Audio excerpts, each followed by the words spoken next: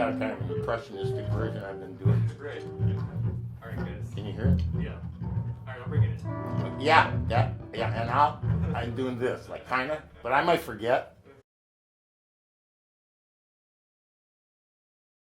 Well, here we are in Linke's living room. This is Jazz at Noon, of course, and this week's guest. We're happy to have him back from for a little stay here in Milwaukee and from his new digs in New York City, where he's been for the last 5 years or so, 4 years, 5, 6, 7, 8, who knows? A lot of years, adding up. You're getting old, fast. Trust me, it'll happen fast. What? This is Matthew Rotker-Lynn, and you're going to enjoy his playing. And you're going to enjoy his playing for the years to come. So we hope to help a little bit right now as we launch into our first tune. Cut.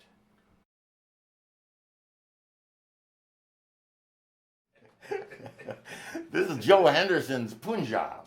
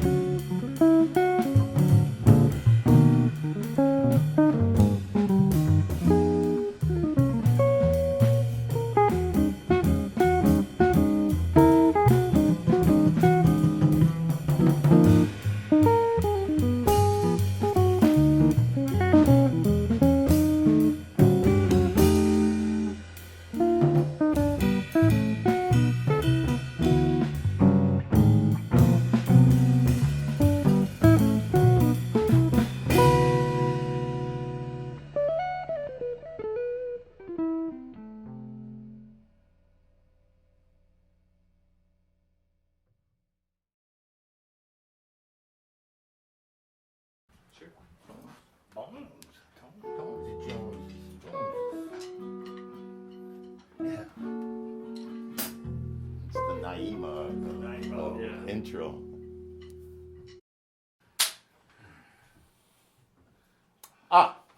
Hi, I was drifted off there for a second.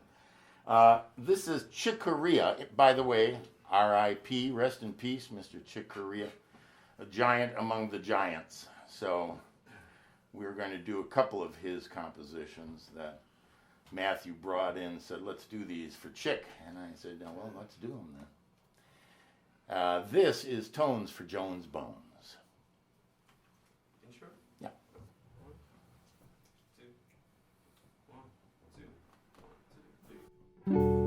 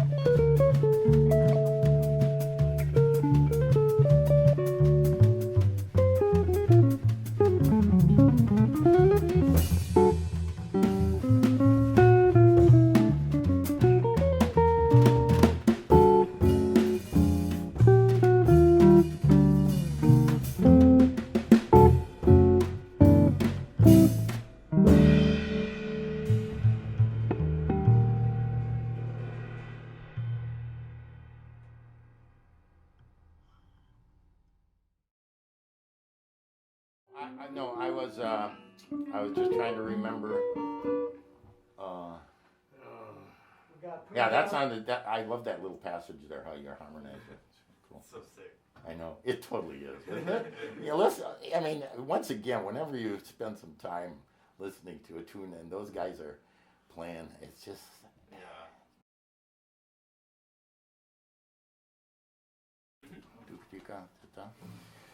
This is. What are you guys doing? Well, actually, I'm going to interrupt the flow of things here right now and explain a little bit about what we are doing or how this works. Now, look, if you're jazz aficionados or jazz musicians, you're going to go, yeah, Linke, I know all about that. But there are a lot of people out there that we're trying to reach that aren't necessarily jazz fans or that knowledgeable about the music. So you might think that we get up here and have had rehearsals and have done things. Instead, this is usually how it works. Each individual musician is responsible for themselves and learning what we would call the repertoire of a given style.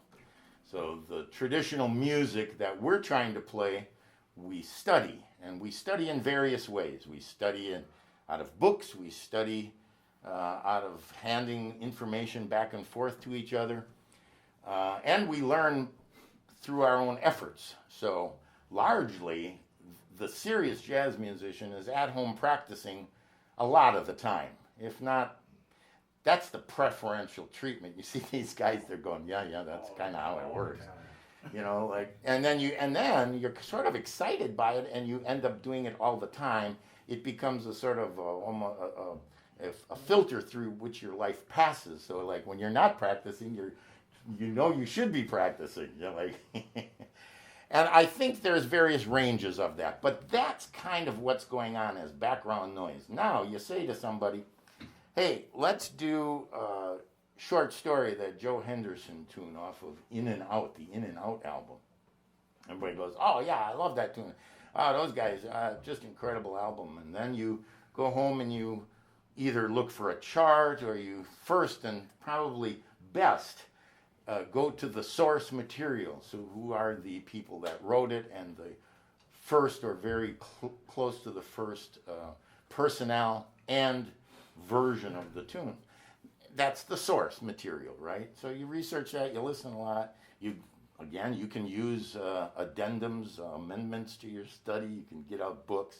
I would warn, and I think we all know, that the books available, and especially this thing they call the real book, is full of mistakes.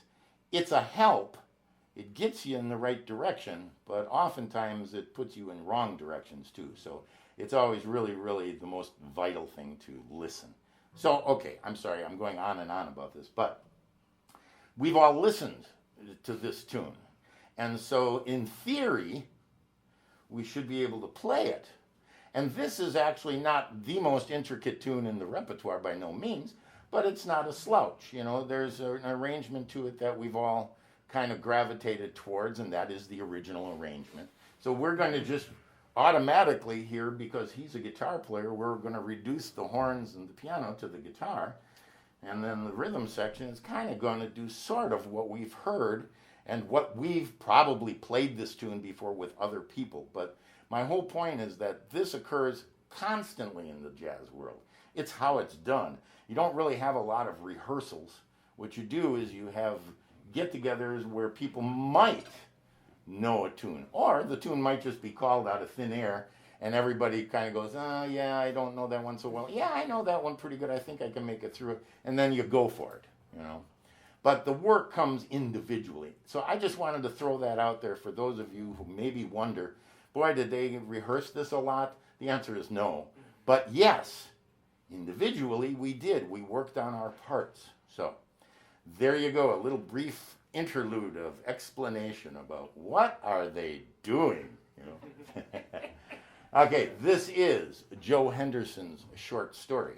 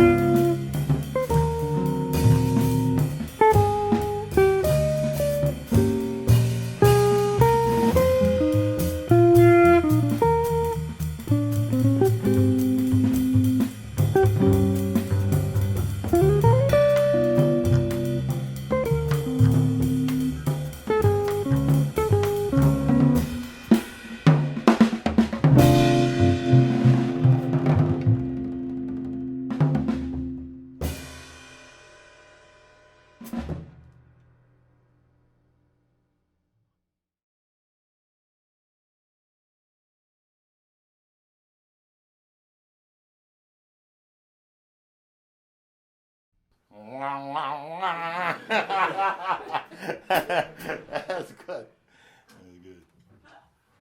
It was really, really funny. You have to trust me.